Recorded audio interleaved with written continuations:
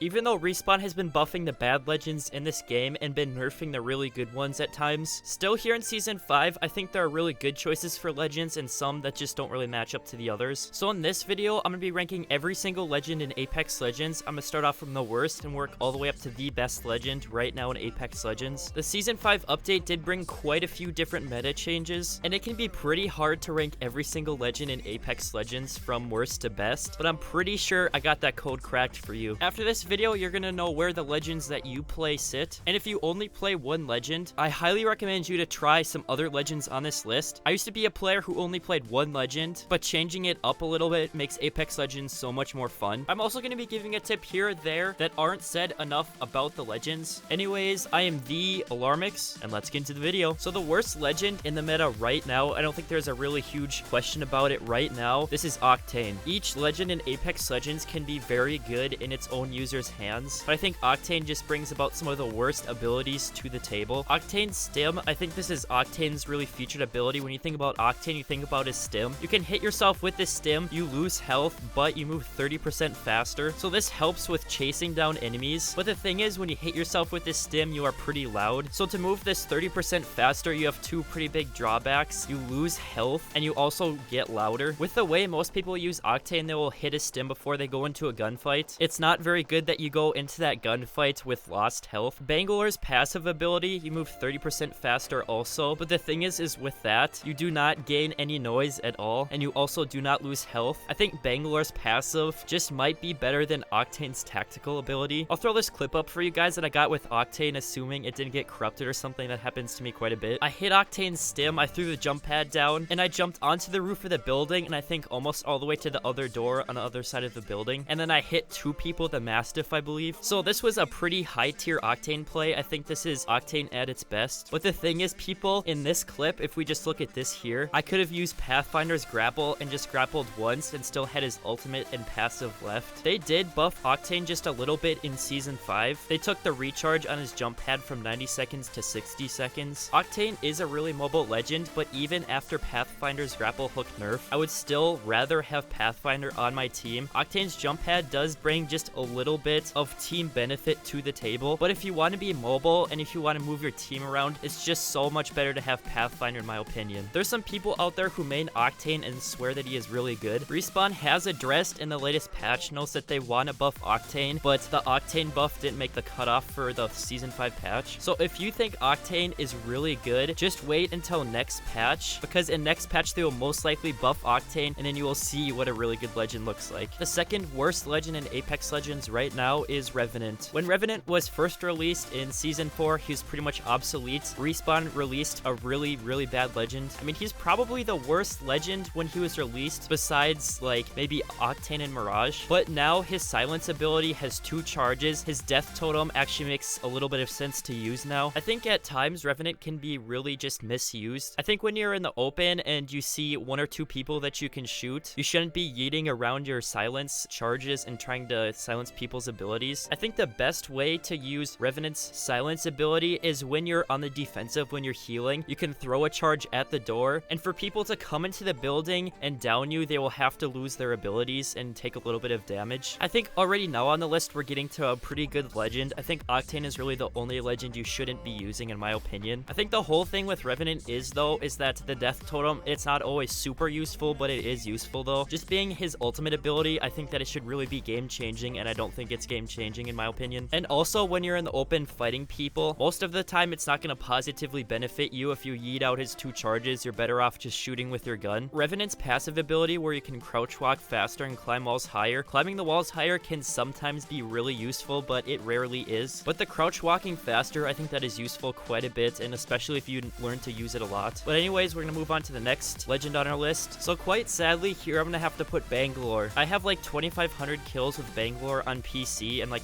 3k on console, I believe. I do favor Bangalore quite a bit, but I'm gonna have to put her at the 11th best legend in Apex Legends, unfortunately. I think the reason for this is that Bangalore, she is an all-around very useful legend. I shouldn't say very useful, like each of her abilities do serve a pretty okay purpose. Her speed boost is always super useful if you get snuck up on, and then you can just strafe the heck out of people. Her smoke is always good for running away in tough situations, or if you have like an R99 or Prowler digital threat, you can absolutely shred people by putting smoke down and shooting through that smoke with her digital threat. But I think where Bangalore lacks the most is actually with her ultimate ability. If you do hit a couple of people on the other team with her ultimate ability, it is certainly super useful. But usually you will have a Gibby on the other team that can throw down his dome shield. They can outrun the missiles, or they will just find a spot where they don't get hit by it. I think Bangalore's ultimate is better if you use it for positioning. If you don't want to get pushed, like basically you can throw it on yourself and then teams really can't rush you, or you can push up on the enemies and throw it way behind them so they have to push you. But I feel that just all around there are just so many better legends in this game. Even though if you have someone on your team or if you pick Bangalore, you're really not at a huge disadvantage in any way. So people, next I have Loba. Loba can be very good to some people and people are just figuring out how to play Loba. But I think the thing with her is that her passive ability, once you get towards endgame, it's really of no use. Once you get decked out in gear, being able to see purple stuff through walls and gold stuff through walls really just doesn't benefit you that much. But I think Loba does accelerate when you play with random teammates versus other legends. Random teammates might not be pinging all of the loot all over, but off the drop, it is always super game changing if you can right away just land on that purple shield, but it's kind of hard to do sometimes. Her ultimate ability can be really useful, but I think it's only towards the beginning of the game where it is super useful. Her ultimate ability is okay, I guess. I've played a lot of Loba so far. I think I have like 200 kills with her or something, but I think there's two situations where her ultimate can be really useful. I think if you're nearby a bunch of death boxes or a team just got finished up killing another team and you don't have that great of loot, you can snag the really good stuff before they get it. But also, if you're getting pushed and you're weak, or if you're getting pushed and you're low on ammo, you can quickly pop that, shield swap through it, or you can pick up that ammo. I have had so many different encounters with Loba where a bunch of people are pushing me, and then I can use the ultimate to shield swap, and then use her tactical ability to back up. Loba's tactical ability is super useful here in Season 5. You can use it to flank people, you can use it to back up, you can use it to straight up just reposition at endgame. But the thing with that is though, I think it'd be way better if you didn't have that delay after you teleported. You can't really teleport on top of people and just mow them down once you teleport. There certainly is a delay. If you happen to teleport too near to someone, you're pretty much dead. I think Loba is super good for random squad mates. She can fend for herself. I think that's kind of funny. Loba's whole lore and backstory is based off fending for herself and being super rich. I think that's what Loba is really good with. But if you have real friends and teammates, they can kind of help you with that stuff, and then you can just bring better team utility abilities with other legends to the table. This next legend on our list, I think it's going to upset a couple of people. Here we have Crypto. Crypto can be super useful in the right hands. If you use him correctly, I think you should use him as an offensive legend. Right before you go into a gunfight, go quickly scout out where their general direction is, or even better, if you can spot some enemies, and then pop that EMP and then go ahead and help your teammates. But the thing is, the average player, I don't think they really know how to use Crypto super correctly. Whenever I get a Crypto on my team, at least with random squad mates, whenever people are pushing, they'll go stand behind us. The Crypto will go back way up and then go pop his drone and just go scout the enemies out. Or if we're going into a gunfight, the Crypto won't get close enough to the enemies and it'll go pop his EMP on the enemies. And then by then, me and the other guy who were pushing will already be too weak. We might already be down and that Crypto might be way behind. I'm putting Crypto here on the list because I think Crypto does have a pretty high skill cap, but I think the majority of people, they just aren't that great with using Crypto. Even though I'm sure there are plenty of really good Crypto players watching this video, Crypto can be super beneficial to a team and even in competitive play. There's really nothing like knowing exactly where the enemies are, taking some of their shields off and stunning them. But the reason I'm putting Crypto so low on this list is just because there's a pretty easy way to wrongly use Crypto. But if you just happen to be a Crypto main, do not get discouraged by having him here on the list, because you certainly do have a lot of potential. And even now on our list, we're getting into the good legends already. Next on our list, we have Lifeline. Lifeline is certainly one of the easier legends to use in this game. For people who are starting Apex Legends, I definitely recommend Lifeline. She can benefit the team so significantly in many ways. Her fast res, along with that res shield, it never gets old. It is always super useful. Sometimes Lifeline's res, it can just save a game. And also towards the beginning of a game, or really at any point in the game, it is super useful to have that healing drone. And when you're at a mid-range gunfight and you get damaged and the enemies are pushing you, that little bit of time that is taken off the shield battery heal, it can be super just transcendent in the game. Lifeline is certainly a good legend in Apex Legends, and I think she will always be a solid choice. Next, rip the main of this legend. Here we have Pathfinder. Pathfinder has always been a top tier legend in this game, aside from when Apex Legends was first released. I'm sure you all know at the Season 5 patch, they nerfed Pathfinder's grapple to where now it takes 35 seconds to recharge it versus 15. Pathfinder used to be so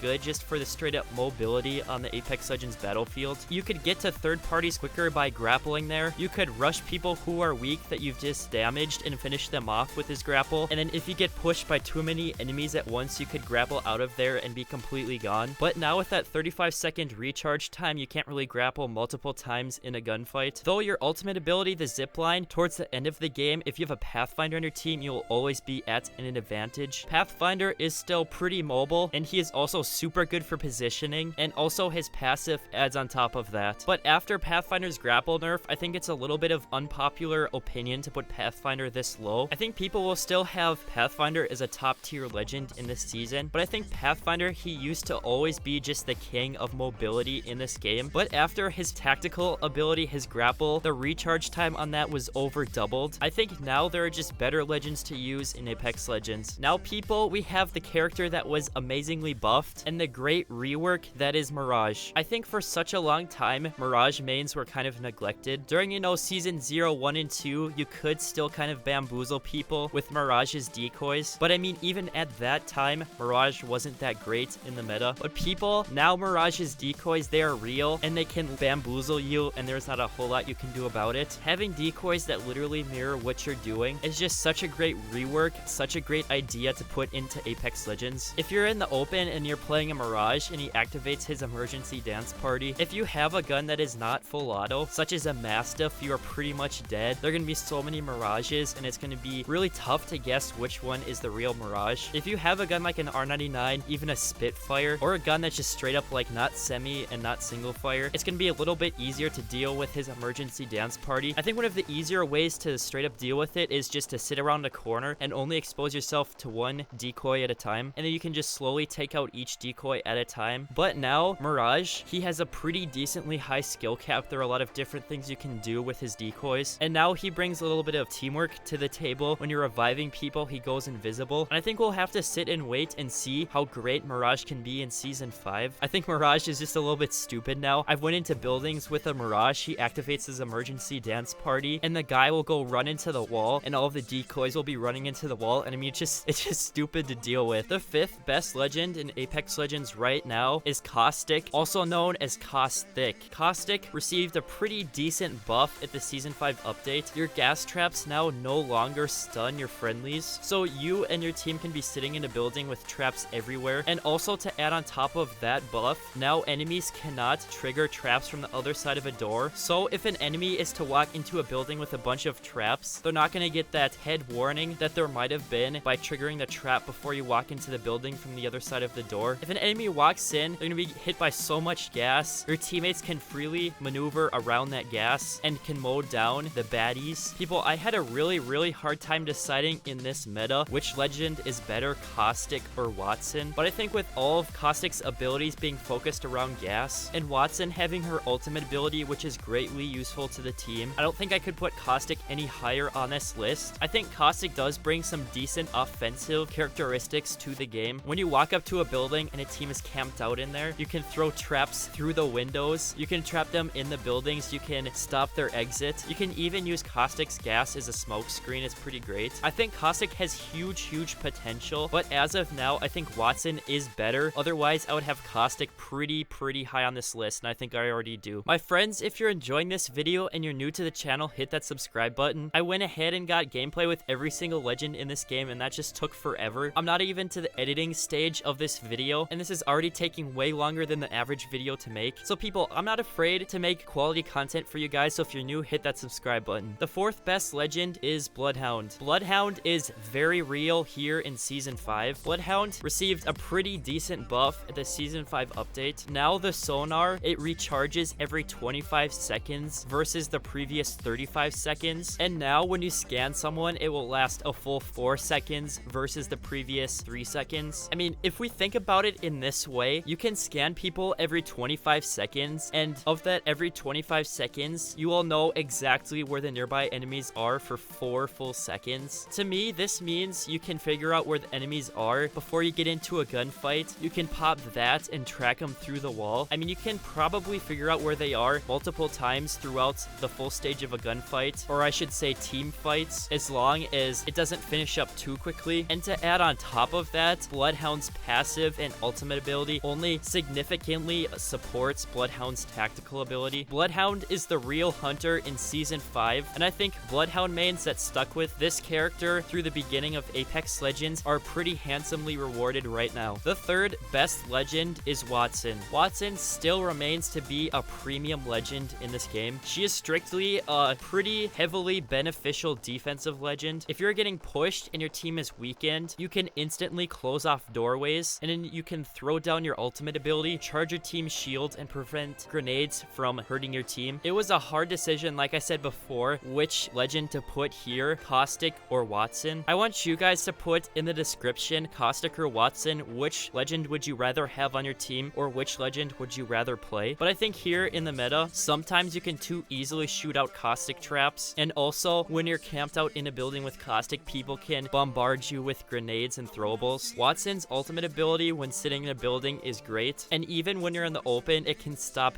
Gibby and Bangalore's ultimate when you're in a bad situation. When you're Caustic, you have to throw down traps and you kind of have to wait for them to activate, but with Wattson, you can instantly close off a doorway and sometimes make those fences unreachable to shoot from the enemies. At number 2 on the list, the second best legend is Gibraltar. Gibraltar did get a bit of a nerf in Season 5. His dome shield now only lasts 12 seconds versus the previous 18, but Gibby, with his dome shield being able to res teammates in the open, being able to stop really bad situations like Wraith, I think Gibby is just super good. With Gibby's dome shield being able to absorb damage and also having his fortified perk, and also his ultimate ability can be pretty real in some situations, I think Gibraltar is easily one of the most beneficial legends to have on your team. I think that's about enough said with Gibraltar. Now the next legend, the best legend in Apex Legends, there should be no surprise, it is Wraith. Wraith remains to be pretty much the face of Apex Legends. Really, ever since the beginning of this game, Wraith has been a top tier, if not the best legend. Sweaty Wraith mains that have stayed with Wraith through all of these months, we are even getting into over a year now. The Wraith mains, they have never been at a disadvantage because of their legend. Wraith has always been super useful with kind of her basic concept abilities. Being able to go invincible for a few seconds, making a portal that can take your team from point A to point B, and being warned when you're being aimed at. These have always been super useful, and they will remain to be. Wraith has always been super hard to shoot. They have nerfed that a little bit with taking more damage. But people, when you're in a bad situation, when you really have to get out of a building when nades are coming in, Wraith has always been legendary at taking that portal to a place where there is not so much action, using her tactical ability to make sure she gets there alive, and getting your team to a safe place. This is what makes Apex Legends so much fun and what makes it the best battle royale game. So people, I really hope you enjoyed this legend ranking video. Put down in the comments section, in your opinion, who would you rather have on your team, Caustic or Wattson, or who do you play? And if you're new to the channel, hit that subscribe button because I do a bunch of different interesting Apex Legends videos just like this. And that'll be about it for me,